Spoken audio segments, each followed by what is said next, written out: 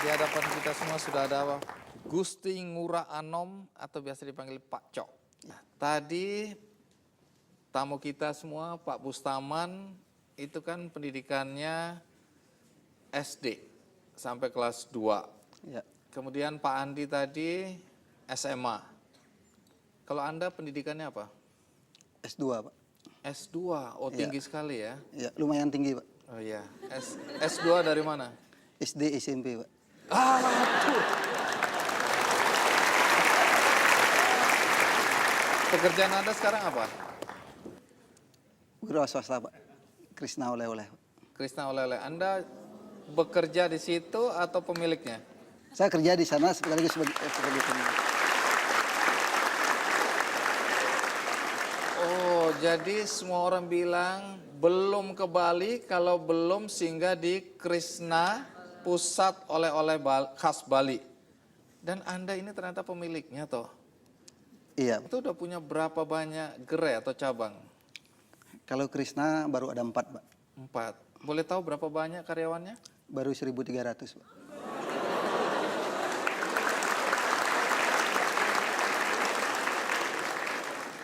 Ya, memang sulit membayangkan lulusan SMP sukses mengelola 4 gerai dengan karyawan 1.000 lebih.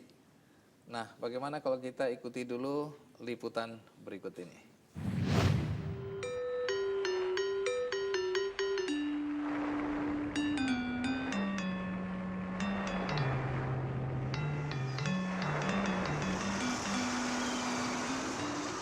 Sebagai destinasi favorit wisatawan mancanegara maupun wisatawan lokal, memiliki daya tarik luar biasa. Pesona Pulau Dewata ini syarat akan nilai budaya dan seni yang tinggi.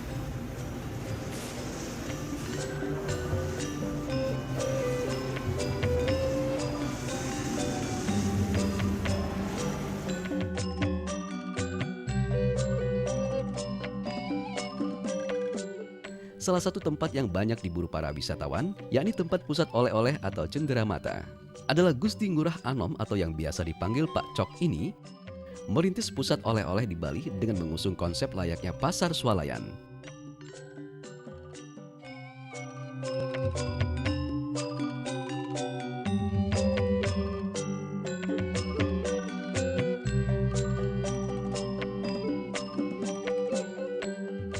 Sekitar 7.000-an lebih item beragam cenderamata khas Bali dapat ditemukan di tempat yang dikenal dengan nama Krisna, oleh-oleh khas Bali.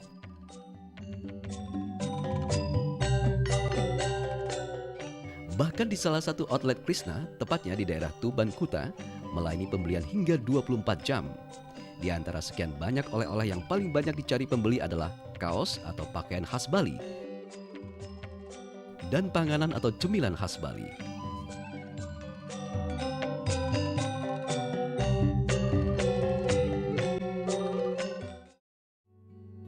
Dalam merintis usahanya ini, Pak Cok memulainya dari bawah.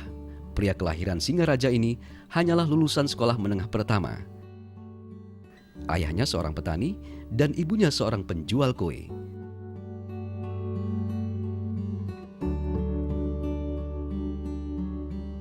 Keadaan ekonomi yang sulit membuatnya merantau dan bekerja seadanya sebagai tukang cuci mobil.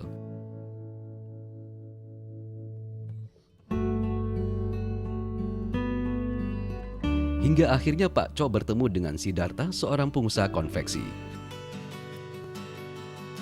Mulai tahun 1990, Pak Cok nekat merintis usaha konveksi dengan nama Cok Konveksi. Kerja keras yang Pak Cok lakukan membuatnya piawai menguasai dunia konveksi, mulai dari cara pembuatan kaos hingga ke pemasaran.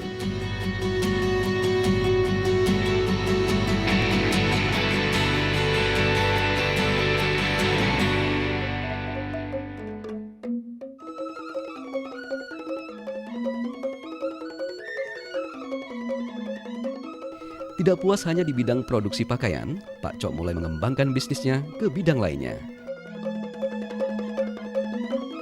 Berdirilah Krisna oleh-oleh khas Bali ini untuk pertama kalinya di Denpasar tahun 2007. Untuk mengembangkan bisnisnya, Pak Cok tak sungkan untuk menyapa sopir dan guide yang datang di Krisna.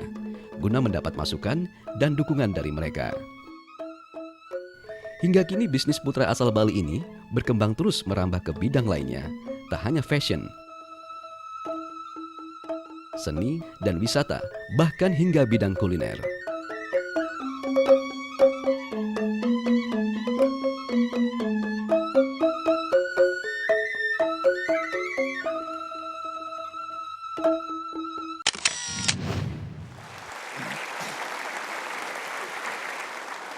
Jadi Pak Cok, Anda ini anak petani dan pedagang kue ya? Iya, betul Pak. Apa betul orang tua Anda itu yang paling miskin di desa waktu itu? Memang sangat tergolong paling miskin di desa saya, sedangkan rumah aja Pak. Iya. Rumah satu-satunya di kampung saya pakai bata mentah, kalau dipegang goyang rumah kita. Rumahnya ukuran berapa kali berapa itu? Kalau tidak salah Pak ya, tipe 21 ya. Kalau yang Anda ingat bagaimana situasi rumah? Saya dengar antara kamar tidur dan dapur itu menjadi satu. Iya betul, saya tidur di dapur Pak. Berapa banyak orang tinggal di rumah sekecil itu? Kita bertiga Pak. Bertiga. Katanya waktu kecil Anda membantu ibu untuk jualan kue juga ya? Iya betul. Jual kemana? Kebetulan ibu orang tua petani, ibu adalah pedagang kue di pasar. Itu waktu itu kita pagi-pagi jam 4 tuh kan masih gelap Pak ya. Kita pakai apa ya, kalau dari daun daun kelapa yang kering itu kita bakar, pakai itu setiap pagi kita. Kalau biasanya, kalau sekarang obor Pak. Kalau dulu kita masih pakai daunnya. Jadi berangkat karena gelap ya, masih Iya, subuh-subuh. Jadi apinya atau cahayanya diambil dari api Daun kelapa. daun kelapa itu. Dari kecil Anda sudah bantu orang tua? Dari kecil. Bahkan di luar orang tua, setelah bantu orang tua, saya sehari-hari bantu di rumah kakek memetik mangga dan jambu, artinya untuk buat uang saku sehari-hari Pak. Nah, sekarang Anda jadi pengusaha sukses, tapi saya dengar Anda baru bisa baca ketika kelas 5 SD. Coba cerita, kenapa baru kelas 5 SD baru bisa baca? Karena begini Pak ya, karena orang tua kami sangat miskin, artinya kita untuk beli buku aja udah nggak bisa ya. Sedangkan saya tinggal sempat di rumah kakek juga, makanya sehari-hari kita kesempatan belajar nggak ada. Oh, jadi Anda lebih sibuk mencari uang daripada belajar membaca? Ya, karena saya pikir kebutuhan makan lebih penting daripada waktu itu, daripada belajar, karena saya untuk makan sehari-hari aja masih kurang Pak. Susah. Kemudian waktu di SMP, siapa yang membiayai sekolah Anda di SMP? Waktu di SMP kebetulan ada saudara tinggal di Denpasar, tetapi juga kadang-kadang dikasih, kadang-kadang tidak, artinya nggak jelas Pak. Dari orang tua juga nggak jelas Pak. Akhirnya kita memutuskan sendiri yang bekerja Pak. Kalau pas ada saudara pas datang dari Denpasar ke Singarja, syukur Pak kita dapat Pak uang untuk biaya sekolah. Kadang-kadang kita sempat 6 bulan tidak bayar sekolah. Nah itu dikasih surat oleh guru. Akhirnya saya ngirim surat ke Denpasar minta dibantu untuk biaya SPP Pak. Sampai 6 bulan nggak bisa bayar. Iya. Ada saat di mana Anda ingin melanjutkan sekolah, tapi ayah Anda bilang menyerah, udah nggak bisa, dan Anda kecewa, katanya lari, sempat mau bunuh diri begitu? Begini Pak, saya tidak pernah pikiran saya ingin bunuh diri Pak. Apa ceritanya kok Anda nggak bisa melanjutkan terus lari dari rumah? Saya saudara 6, nah kebetulan saudara saya rata-rata, meskipun orang tua saya petani, ibu saya adalah pedagang kue, tapi saya salut kepada orang tua untuk anaknya. Akhirnya kakak saya yang 6 orang itu rata-rata pegawai negeri. Giliran anak yang paling terakhir, begitu umur orang tua sudah tua, akhirnya tidak bisa melanjutkan kerja di sawah. Akhirnya orang tua jam 7 malam manggil saya. Bapak saya bilang bahwa bapak sudah tidak bisa membiayai sekolah lagi. Begitu saya dipanggil Pak, akhirnya saya putuskan tanpa sepengetahuan orang tua, tanpa seizin orang tua, jam 7 pagi-pagi saya meninggalkan kampung halaman, numpang dengan saudara naik truk Pak. Ke Denpasar.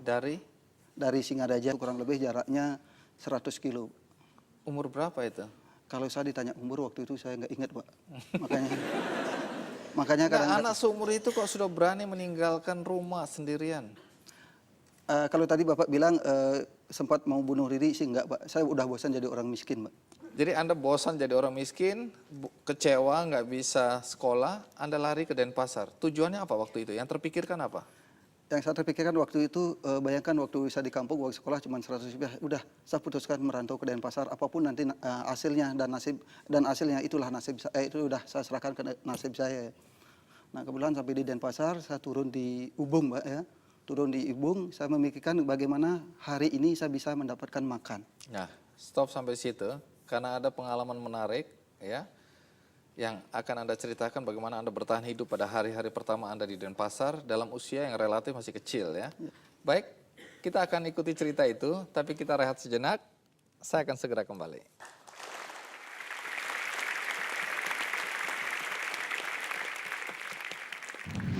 Karena saya pikir kalau saya nikah sama pegawai salon, saya tidak mungkin sukses. Gitu. Karena maaf ya. Betul. Jadi Anda menikah dengan istri, itu karena cinta atau karena perhitungan bisnis?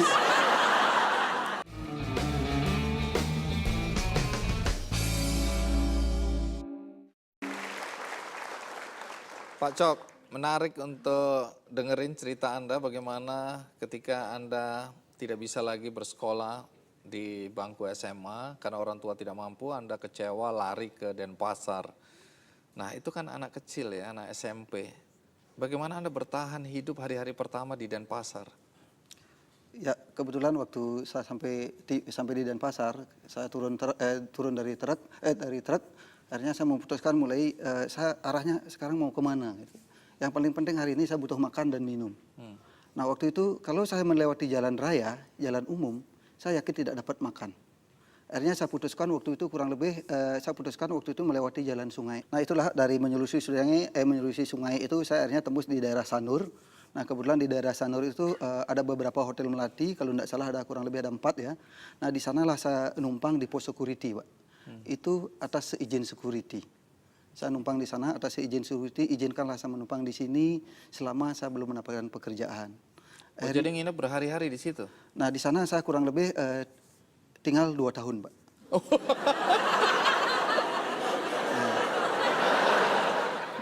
2 tahun di pos security dengan alas bantal bataku, Pak. Aktivitas yang saya lakukan malamnya itu adalah mencuci mobil, Pak. Cuci mobil jam 12 malam saya cuci mobil sampai jam 3. Jam 3 saya istirahat sampai jam 7. Begitu jam 7 saya bangun nyamperin yang punya mobil, Pak. Ngolek? Artinya ya, begitu datang yang punya mobil saya bilang, saya yang cuci mobilnya. Nah kebetulan hari pertama yang saya cuci, mobil yang saya cuci adalah pemilik hotel tersebut. Gitu. Apa yang terjadi?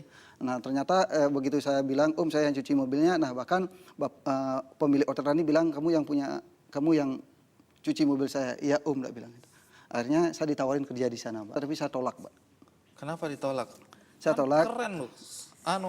Kerja di hotel kan keren sekali. Nah waktu itu antara keren dan tidak keren waktu itu saya belum tahu, Pak. Waktu itu artinya prinsipnya waktu itu saya tolak. Saya cuma hanya bilang, Pak izinkan saya menumpang di sini dan saya siap membersihkan halaman parkir Bapak setiap hari dan kebun Bapak setiap hari, termasuk mobil Bapak setiap hari. Akhirnya saya diizinkan numpang di sana, tetapi saya bilang, Pak dengan catatan Pak mohon dong dibantu biar bisa saya minta makan di sini dan numpang di pos security. Akhirnya diizinkan. Jadi Anda melakukan pekerjaan itu selama 2 tahun itu tadi? Kurang lebih 2 tahun. Kurang lebih. Nah, terus kenapa kemudian berhenti setelah 2 tahun? Ini kan pekerjaan yang menyenangkan. Artinya waktu itu saya sempat sakit rematik, Pak. Walah. Rematik. Iya.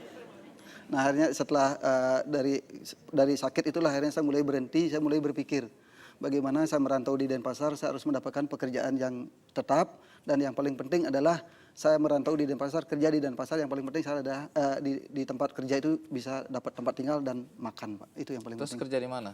Nah pertama saya kerja di Denpasar, itu pertama kali saya bekerja di sana di konveksi Sidarta, Pak. Dan tidak pernah kerja di tempat lain. Seterusnya kerja di tempat konveksi. Iya. Yang belakangan kemudian ternyata adalah bekal Anda untuk seperti sekarang ya. Ya betul. Tolong jawab yang jujur ya. Ketika Anda memulai usaha konveksi, tadi cok konveksi, kemudian berkembang seperti sekarang, Anda jatuh hati pada seorang gadis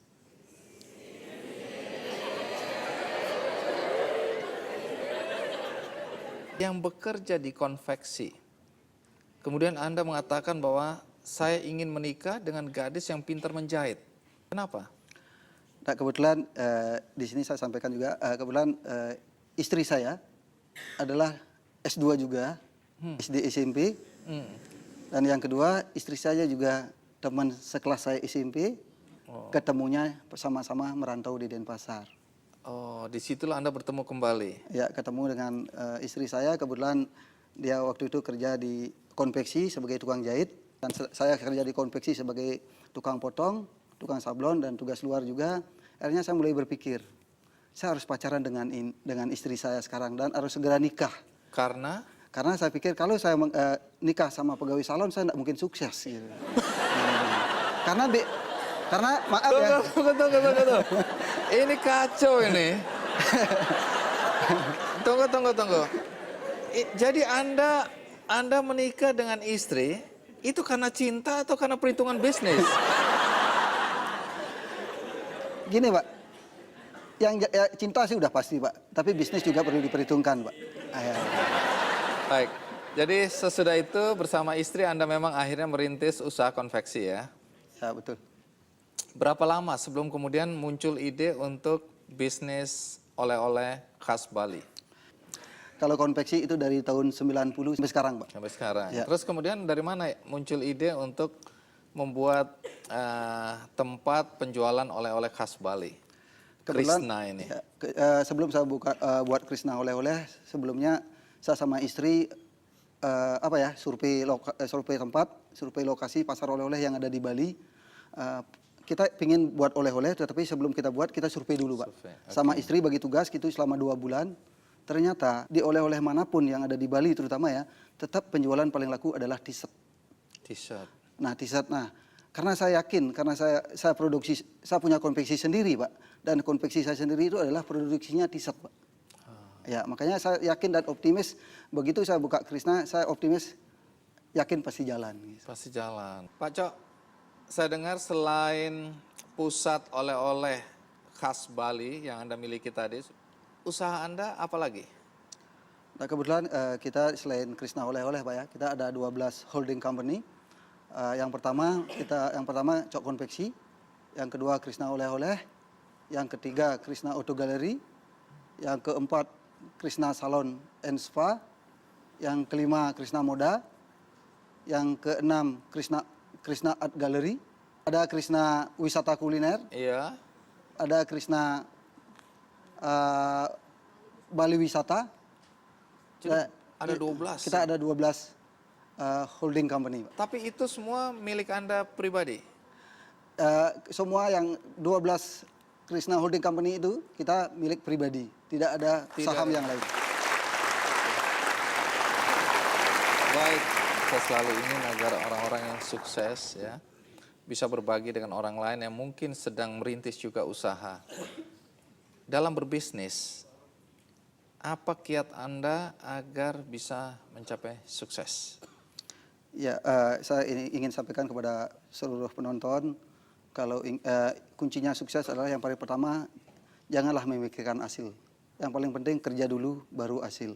Karena hasil itu kan kita lihat dari loyalitas nanti, Pak. Kita lihat bagaimana cara kerjanya, kita dalam waktu 6 bulan, dalam waktu 3 bulan kita bisa evaluasi, Pak. Nah, itulah cara saya meminit di Krishna Holding Company. Nah, kebetulan saya saya tidak pernah merasa jadi owner sampai saat ini, Pak. Saya tetap bekerja, tetapi dipercaya, Pak. Artinya tidak ada perbedaan antara pegawai dengan owner. Nah, yang paling penting untuk para penonton, yang paling penting untuk kunci sukses adalah kejujuran dan kerja keras. Baik, Pak Cok, terima kasih.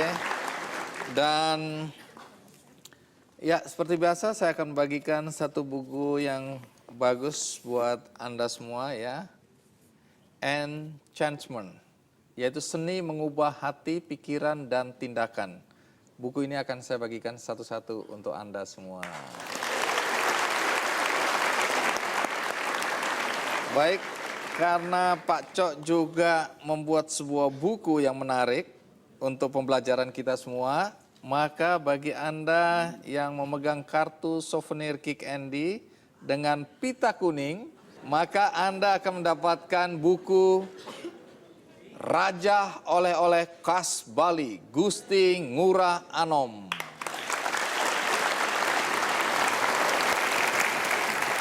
Belum selesai, bagi Anda yang memegang Kick Andy souvenir ini atau kartu souvenir ini, yang di belakangnya ada pita biru, dan ini ada 300 orang, maka Anda akan mendapatkan oleh-oleh khas Krishna berupa t-shirt.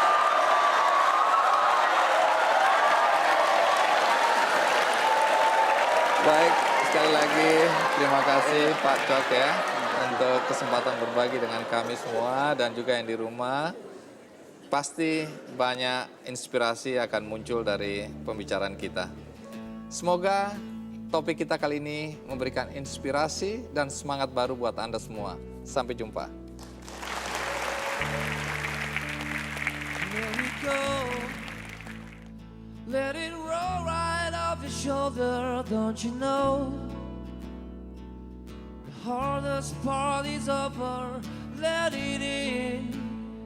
Let your clarity define you in the end. We will only just remember how it feels. Our lives are made in these small hours, these little wonders, these twists and turns of fate. Time falls away, but these small hours still remain.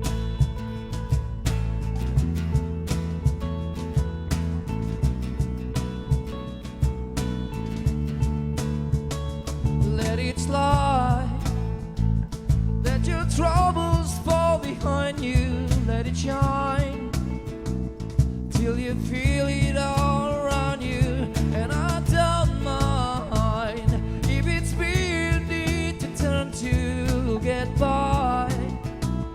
It's the heart that really matters in the end. Our lives are made these small hours, these little wonders, these twists and turns of fate.